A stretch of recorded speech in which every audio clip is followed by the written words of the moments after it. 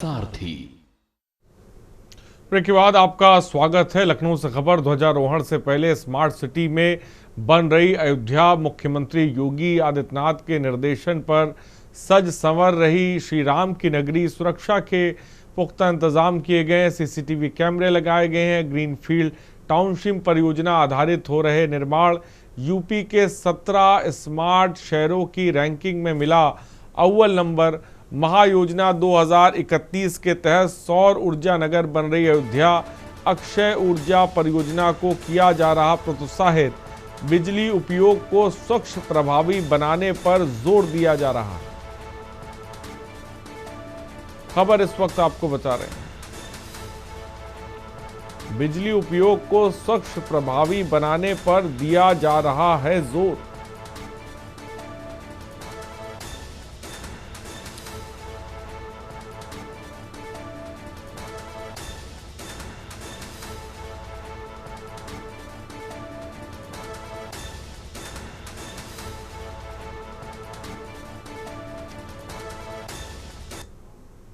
और लखनऊ से खबर है। 21 नवंबर को संसदीय क्षेत्र में रहेंगे राजनाथ सिंह। शुक्रवार शाम 5:05 पर एयरपोर्ट पर पहुंचेंगे। रक्षा मंत्री एयरपोर्ट से सीधे सिटी मॉन्टेसरी स्कूल पहुंचेंगे। राजनाथ सिंह कानपुर रोड स्थित CMS ब्रांच के कार्यक्रम में शामिल होंगे। International conference of chief justice of the world कार्यक्रम CMS से निकलकर एयरपोर्ट से 6:55 पर दिल्ली के लिए रवाना हो जाएंगे।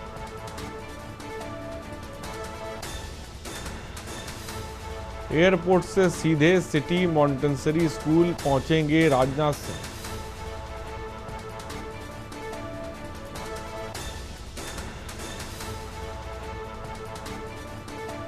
खबर इस वक्त आपको बता रहे हैं।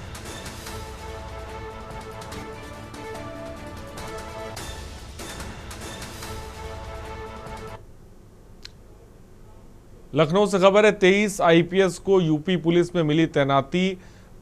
परिवीक्षाधीन IPS को दी गई तैनाती। पुलिस मुख्यालय ने 23 IPS को तैनात किया। जिला कमिश्नरेट में व्यवहारिक प्रशिक्षण को तैनाती मिली है।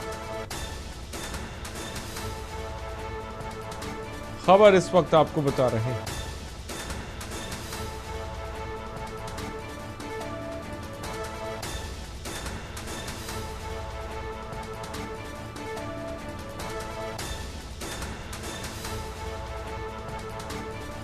खबर इस वक्त आपको बता रहे हैं।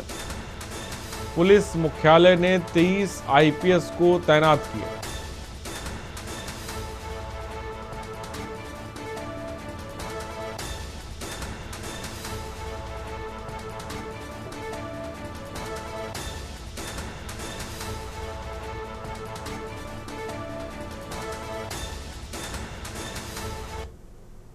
लखनऊ से खबर है। अध्यक्ष पद के लिए मांगे गए आवेदन भरा जाना है। उत्तर प्रदेश शिक्षा सेवा चयन आयोग का अध्यक्ष पद इच्छुक पात्र 10 दिसंबर 2025 तक कर सकते हैं आवेदन। उच्च शिक्षा विभाग ने वेबसाइट पर अपलोड किया आवेदन पत्र। खबर इस वक्त आपको बता रही है। उच्च शिक्षा विभाग ने वेबसाइट पर आवेदन पत्र अपलोड किया है।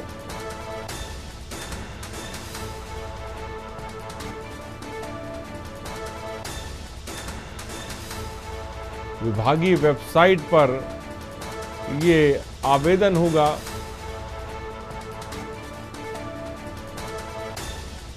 नियुक्ति तिथि से 3 वर्ष या 65 वर्ष की आयु।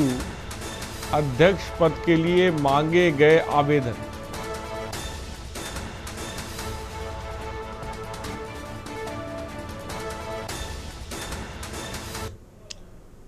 और सीतापुर से खबर है। ब्यूटी पार्लर से घर जा रही दुल्हन हुई हादसे का शिकार। शादी के मंडप की जगह दुल्हन पहुंची अस्पताल। हादसे में बाइक सवार दुल्हन का भाई भी घायल। तेज रफ्तार पिकअप ने बाइक में टक्कर मारी है। आज होनी थी दुल्हन की शादी। तेज रफ्तार पिकअप ने बाइक को टक्कर मारी है।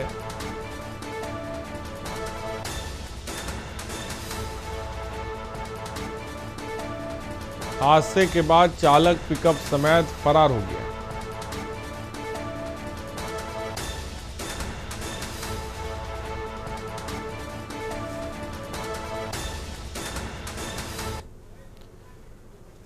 राजधानी लखनऊ में घटिया सड़क निर्माण को लेकर नगर निगम ने सख्त रुख अपनाया। चिन्हट द्वितीय वार्ड के विकल्प खंड से घटिया गुणवत्ता वाली सड़क बनाए जाने के मामले में नगर आयुक्त गौरव कुमार ने बड़ी कार्रवाई की। विकल्प खंड में लगभग 30 लाख रुपए की लागत से नई सड़क का निर्माण किया गया था, लेकिन ये सड़क बनने के सिर्फ 2 दिनों के भीतर ही उखड़ गई। घटिया निर्माण की शिकायत और सड़क की गुणवत्ता पर सवाल पार्षद शैलेंद्र वर्मा ने उठाया था। शिकायत मिलने पर मंडलायुक्त विजय विश्वास पंत और नगर आयुक्त गौरव कुमार ने मौके पर पहुंचकर संयुक्त रूप से सड़क का निरीक्षण किया और कंस्ट्रक्शन पर तत्काल 50,000 रुपए का जुर्माना भी लगाया।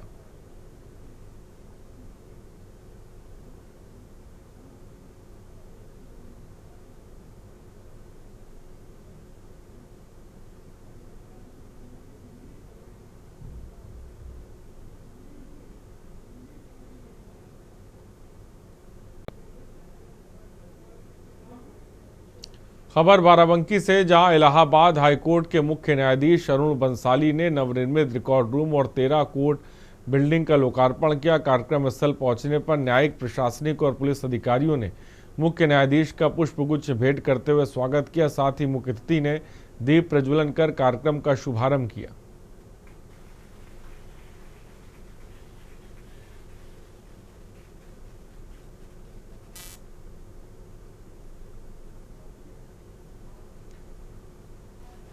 और भाजपा प्रदेश अध्यक्ष भूपेंद्र चौधरी बुधवार शाम सुल्तानपुर पहुंचे। उन्होंने शहर स्थित भाजपा कार्यालय में मीडिया से बातचीत की। इस दौरान उन्होंने बिहार चुनाव परिणामों और मतदाता सूची पुनरीक्षण अभियान पर अपनी बात रखी।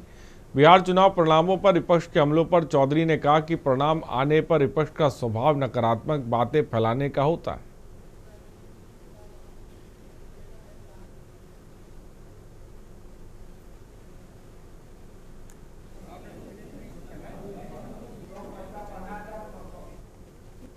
कार्यक्रम हम सब मेहनत,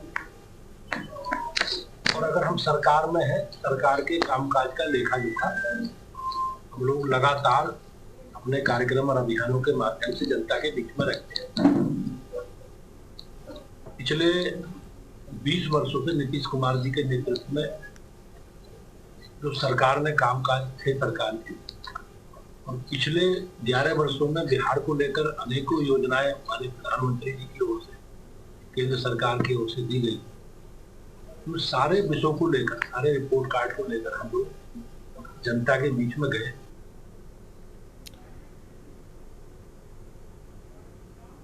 और प्रतापगढ़ जिले में आम आदमी पार्टी की रोजगार दो, सामाजिक न्याय दो पदयात्रा बुधवार को प्रतापगढ़ पहुंची और 12 से 24 नवंबर तक सरयू से प्रयागराज संगम तक चल रही इस यात्रा का नेतृत्व राज्यसभा सांसद संजय सिंह कर रहे हैं।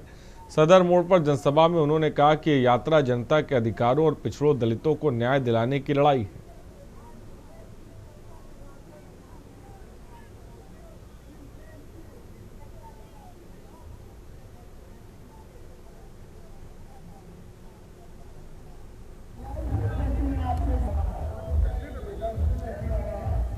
एसआईआर एक चुनावी घोटाला है भाई। अब कितनी बार मैं बोलूं, मैंने बिहार के चुनाव के परिणाम के 3 महीने पहले कहा था एसआईआर अगर हुआ तो अज्ञानेश कुमार जी ने मोदी जी के घर पे जीत का प्रमाण पत्र पहुंचा दिया है। वही हुआ।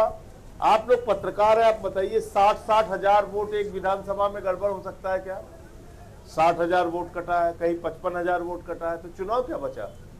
तमाशा हुआ। वहां यूपी में भी यही काम हो रहा है। यूपी में आप जाके चेक कर लीजिए, जिस यादव के घर में 12 वोट है वहां 4 फॉर्म पहुंच रहा है।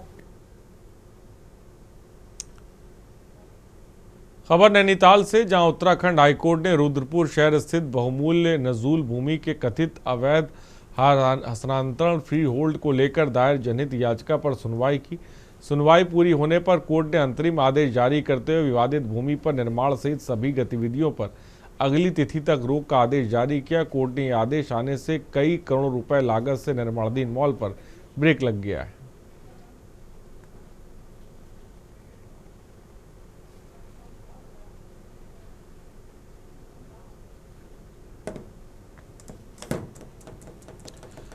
तो हाईकोर्ट ने मॉल निर्माण पर रोक लगा दी है। अगली सुनवाई तक सभी गतिविधियों पर पूरी तरह से रोक रहेगी। तालाबी भूमि पर मॉल का निर्माण होना था, लेकिन करोड़ों की लागत से जो निर्माण होना था उस पर फिलहाल नैनीताल हाईकोर्ट ने रोक लगा दी है। अगली सुनवाई तक आपको बता दें, इस पूरे मामले पर जब तक सुनवाई नहीं होती है तब तक हाईकोर्ट की तरफ से रोक लगी रहेगी। तो अगली सुनवाई तक सभी गतिविधियां रोकी गई हैं। करोड़ों की लागत से मॉल का काम निर्माणाधीन था।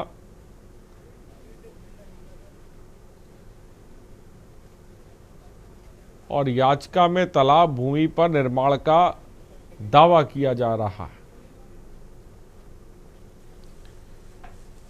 नैनीताल से खबर इस वक्त आपको बता रहे हैं। अगली सुनवाई तक सभी गतिविधियों पर रोक कोर्ट की तरफ से लगा दी गई है। जब तक इस मामले पर सुनवाई नहीं होती तब तक तालाब की भूमि पर किसी तरह का निर्माण नहीं हो सकता। अंततः क्या किया कि 2007 तक उसको अपने फ्री होल्ड के कुछ पॉजिटिव आदेश करवा दिए और उसके बाद अपना इलाहाबाद हाईकोर्ट से केस ले लिया। तो ये ऐसे ही पड़ा रहा। तो उसके बाद एक अमित नारंग है, उसने सरकार को शिकायत की कि भाई एक तो इसकी ज़मीन जो लमरा के खसरा नंबर 2 में है, वो ज़मीन तालाब की ज़मीन है, उसको किसी के फेवर में फ्री होल्ड नहीं किया जा सकता और इसका उसमें इलीगल कब्जा था। बजाय इनको एविक्ट करने के सरकार ने इसका फ्री होल्ड कर दिया, पैसे उसे चले उनके।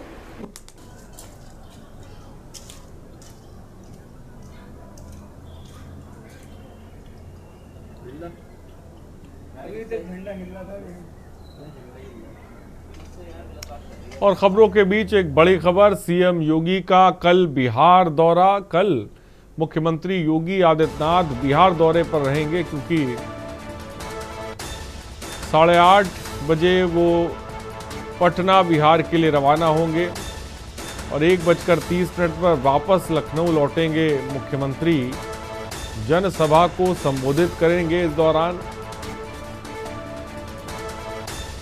सीएम योगी कल बिहार दौरे पर सुबह 8:30 बजे पटना बिहार के लिए रवाना होंगे और 1:30 पर वापस लखनऊ लौटेंगे मुख्यमंत्री योगी आदित्यनाथ। इस दौरान बिहार में पटना में जनसभा को संबोधित करेंगे।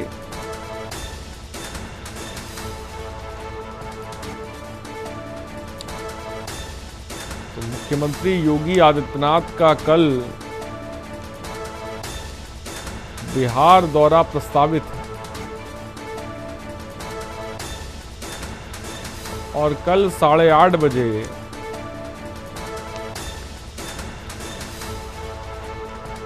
पटना के लिए रवाना हो।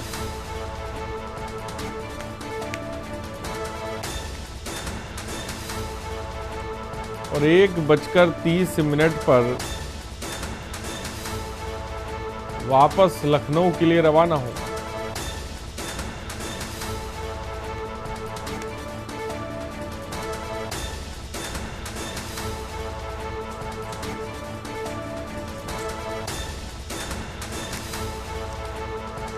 तो खबर इस वक्त आपको बता रहे हैं। मनीष हमारे संवाददाता इस खबर पर जुड़ गए। मनीष, कल मुख्यमंत्री योगी आदित्यनाथ का पटना दौरा है, क्या कुछ खास रहने वाला है? जी बिल्कुल, जिस प्रकार से देखा जाए उत्तर प्रदेश के मुख्यमंत्री जो है कल बिहार दौरे पे रहेंगे। साथ ही साथ देखा जाए जितने भी बड़े नेता हैं, डिप्टी सीएम केशव प्रसाद मौर्य भी कल जो है बिहार दौरे पे रहेंगे। जिस प्रकार से देखा जाए कि भारतीय जनता पार्टी की बिहार में इतनी बड़ी जीत के बाद जो है सभी प्रधानमंत्री से लेकर के और उत्तर प्रदेश के मुख्यमंत्री का सबसे बड़ा योगदान रहा।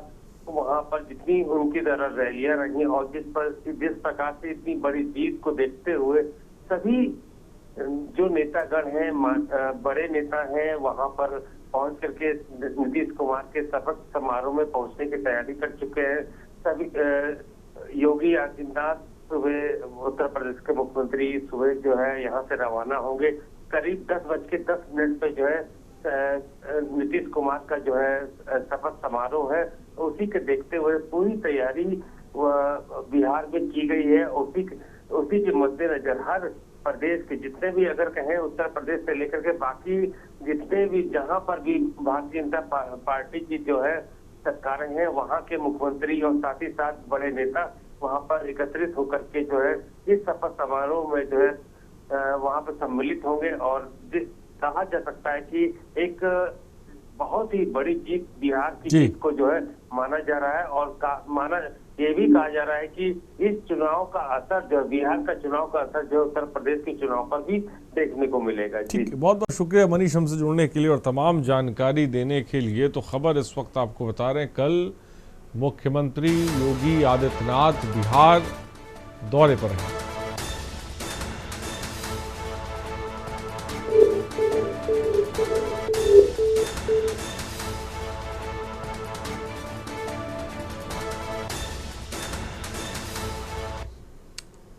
और देश की बात में फिलहाल इतना ही। बने रहिए हमारे साथ। नमस्कार। और नियमितीकरण और सामान्य कार्य के लिए समान वेतन की मांग को लेकर उपनल कर्मचारियों का धरना 10वें दिन भी जारी है।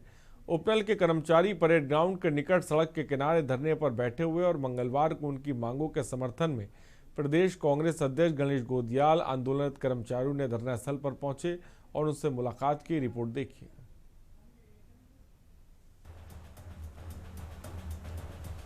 हाल ही में हुई धामी कैबिनेट में इस बार उपनल कर्मचारियों के नियमितीकरण मामले को लेकर एक और कैबिनेट सब कमेटी का गठन किया गया है। इससे उपनल कर्मचारी बेहद नाखुश नजर आए हैं। आपको बता दें कि बीते वर्षों में हाईकोर्ट और सुप्रीम कोर्ट से उत्तराखंड के उपनल कर्मचारियों के नियमितीकरण को लेकर स्पष्ट आदेश के बाद भी लंबे समय से लटकाया जा रहा है। इस मामले पर उपनल कर्मचारियों ने राज्य स्थापना दिवस यानी कि 9 नवंबर तक राज्य सरकार को मौका दिया। उपनल कर्मचारियों को उम्मीद थी कि राज्य गठन के 25 साल पूरे होने और रजत जयंती वर्ष की वर्षगांठ 9 नवंबर 2025 को उत्तराखंड की धामी सरकार उपनल कर्मचारियों के लिए नियमितीकरण से संबंधित कोई बड़ा फैसला लेगी, मगर ऐसा कुछ नहीं हुआ। राज्य स्थापना के अगले ही दिन 10 नवंबर 2025 को प्रदेश के 22,000 उपनल कर्मचारी प्रदेश में आपातकालीन सेवाओं को छोड़कर सभी हड़ताल पर चले गए, जिसको लेकर अब कांग्रेस सहित अन्य दल भी उपनल कर्मियों के साथ सरकार के खिलाफ विरोध में उतर चुके हैं। जो हमारे राजकीय निगम के अभी जो अध्यक्ष हैं, उनका संबोधन जिनका हो रहा है, उनका समर्थन भी है, परिवहन विभाग का भी है, सब जो सरकारी संगठन है उनका निरंतर हमें समर्थन मिल रहा है और सामाजिक संगठन का भी समर्थन मिल रहा है, राजनीतिक संगठन का भी मिल रहा है।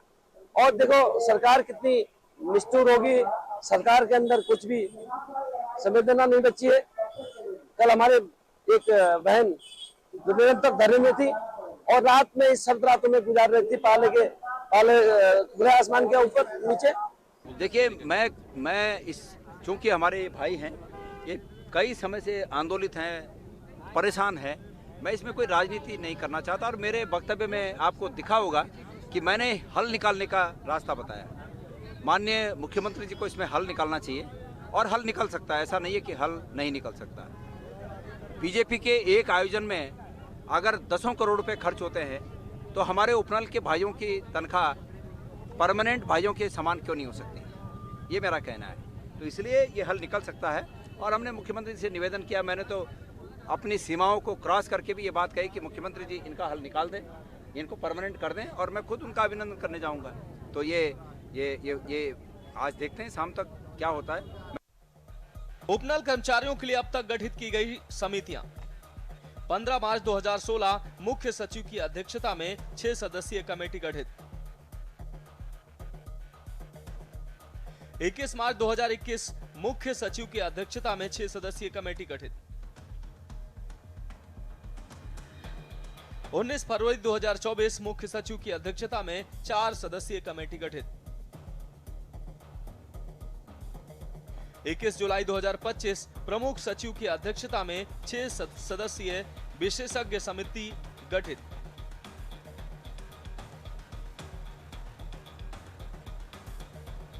प्रदेश भर में स्वास्थ्य, शिक्षा, ऊर्जा, वन विभाग, सिंचाई विभाग, प्रशासनिक और तकनीकी विभागों और कई सरकारी संस्थानों में तैनात उपनल के कर्मचारी लगातार हड़ताल पर। वहीं अब राजधानी के सबसे बड़े सरकारी दून अस्पताल में उपनल कर्मचारियों की हड़ताल की वजह से बिलिंग काउंटर से लेकर पर्चे बनाने के लिए मरीजों की लंबी कतारें लगी हैं। दून अस्पताल से भी बड़ी संख्या में उपनल से तैनात ward boy, nurse, pharmacist, data entry operator और सफाई कर्मी हड़ताल पर रहे, जिससे मरीजों को काफी दिक्कतों का सामना करना पड़ा। करीब 150 से अधिक कर्मचारियों के हड़ताल पर जाने से अस्पताल की व्यवस्थाएं भी चरमराई हैं, जिसको लेकर विपक्ष ने भी सरकार को घेरना शुरू कर दिया है। वहीं सत्ता पक्ष का कहना है कि उपनल कर्मचारियों के हित में संकल्पबद्ध हैं। वहीं समर्थन देते हुए विपक्ष को यह भी जानने की जरूरत है कि उनके कार्यकाल में उनके द्वारा उपनल कर्मचारियों के लिए कोई रणनीतियां नहीं बनाई गई और अब विपक्ष में रहकर सरकार पर सवाल खड़े करना उचित नहीं है। सरकार उपनल कर्मियों का लगातार संज्ञान ले रही है और निश्चित ही जल्द इसका समाधान भी निकालेगी। कि उपनल कर्मियों की जो मांगे हैं वो जायज हैं, वो दोनों कोर्ट से जीत कर आए हैं, उसके बावजूद भी सरकार उनको उनका अधिकार, उनका हक नहीं देना चाहती है। ये कितनी जिद्दी और अकर्मण्य सरकार है और कितना ये सम्मान करती है न्यायपालिका का, इससे इस कृत्य से पता चल रहा है। 2018 में ये हाईकोर्ट से जीत कर आ गए, उसके खिलाफ विभाग चला गया, एसएलपी दायर कर दी सुप्रीम कोर्ट में। उसके बाद 2024 में ये सुप्रीम कोर्ट से भी जीत कर आ गए। 21 मार्च 2025 को माननीय मुख्यमंत्री जी ने घोषणा कर दी कि आपको नियमित किया जाएगा। माननीय मुख्यमंत्री जी का भव्य स्वागत भी हो गया, माला और मिठाई भी खा ली मुख्यमंत्री जी ने, उसके बाद भी नहीं किया। देखिए, उत्तराखंड क्रांति दल का शुरू से मांग रही है कि हमारे पहाड़ के जो नवयुवक हैं उनको रोजगार मिले, इसलिए उत्तराखंड क्रांति दल का उपनल कर्मचारियों के लिए पूरा सहयोग है, पूरा सपोर्ट है। लेकिन दुखद इस बात का है कि आज 10 दिन हो गए पूरा विपक्ष लेकर के और अन्य उत्तराखंड क्रांति दल सहित अन्य भी जो दल हैं उनके समर्थन में है, इसके बावजूद भी सरकार अभी तक जो है उनकी मांगों को नहीं सुन पा रही है। देखिए, हमारी सरकार जो उपनल के कर्मचारी हो या अन्य इस उत्तराखंड के युवा उनके सम्यक रोजगार के लिए दृढ़ संकल्पित है और उस दिशा में कार्य कर रही है। लेकिन कांग्रेस ने जो कहा है कि हमारी सरकार आएगी तो हम इनको नियमितीकरण करेंगे, पहले भी कांग्रेस की सरकार थी, कांग्रेस ने इस ओर ध्यान नहीं दिया है। निश्चित रूप से उपनल के जो कर्मी हैं उनका समाधान निकलेगा। उपनल कर्मचारियों की सरकार को सीधे चेतावनी है कि अभी तक केवल पूरे प्रदेश में देहरादून के दून अस्पताल के उपनल के माध्यम से लगे स्वास्थ्य कर्मचारियों को हड़ताल पर बुलाया गया, जिनकी संख्या तकरीबन 300 के करीब है। अभी प्रदेश भर में अलग अलग जगह पर उपनल के माध्यम से तैनात स्वास्थ्य कर्मियों और इमरजेंसी में तैनात स्वास्थ्य कर्मियों को हड़ताल पर नहीं बुलाया गया है। अब जिस तरह से सरकार अपनी हठ धर्मिता पर अड़ी है, तो उसके बाद प्रदेश भर के इमरजेंसी और स्वास्थ्य कर्मियों को भी इस हड़ताल में बुलाया जाएगा। ऐसे में 22,000 उपनल कर्मचारी प्रदेश भर में एक साथ सरकार के खिलाफ आंदोलन पर उतरते हैं तो सरकार सहित आम जनता के लिए आगे समस्याएं खड़ी हो सकती हैं। अब देखना होगा सरकार अब कौन सा रास्ता प्रदेश हित और उपनल कर्मियों को खुश करने में ले पाएगी। Uttarakhand desk report.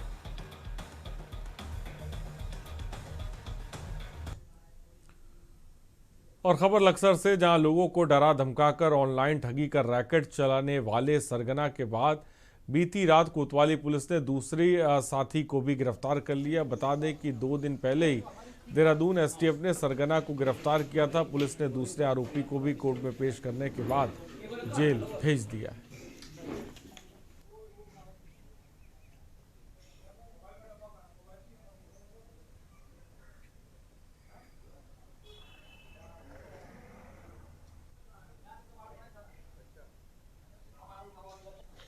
देखिए, ये थाना लक्सर में एक व्यक्ति के संदेह को लेकर गहन जांच हुई थी। जांच के बाद जो संदिग्धता थी उसमें अनियमितता की पुष्टि हुई और इलीगल ट्रांजैक्शन उन अकाउंटों में थे, तो उस आधार पर थाना लक्सर में एक एफआईआर दर्ज हुई, जिसमें एक व्यक्ति को पकड़ा गया है, उससे एसटीएफ और जो हमारी जिले की पुलिस है वो प्रॉपर पूछताछ कर रही है, कौन लोग हैं, कहाँ से पैसा आ रहा, किस मकसद से आ रहा। और अभी फिलहाल प्रथम दृष्टया ये तय है कि साइबर क्राइम में वो नंबर या वो अकाउंट यूज हो रहे हैं। बाकी इन्वेस्टिगेशन चल रहा है, जो इसमें और कितने लोग हैं, क्या है इस चेन में, जितनों का भी इन्वॉल्वमेंट होगा उनके खिलाफ कार्रवाई की जाए। और खबर देहरादून से, जहां दिल्ली ब्लास्ट के बाद दून पुलिस की सघन चेकिंग के दौरान बसंत विहार क्षेत्र में एक संदिग्ध सफारी वाहन पकड़ा गया। गाड़ी पर विधायक का बोर्ड, काली फिल्म और रूटर लगा हुआ था। जांच में वाहन में कोई विधायक मौजूद नहीं मिला, जबकि चालक ने स्वयं को बाहरी राज्य के विधायक का पुत्र बताया। नियमों का उल्लंघन पाए जाने पर पुलिस ने मौके पर वीआईपी बोर्ड, काली फिल्म और रूटर हटवाकर वाहन को सीज किया। चालक वाहन स्वामी के खिलाफ मोटर वाहन अधिनियम के तहत कार्रवाई की गई है।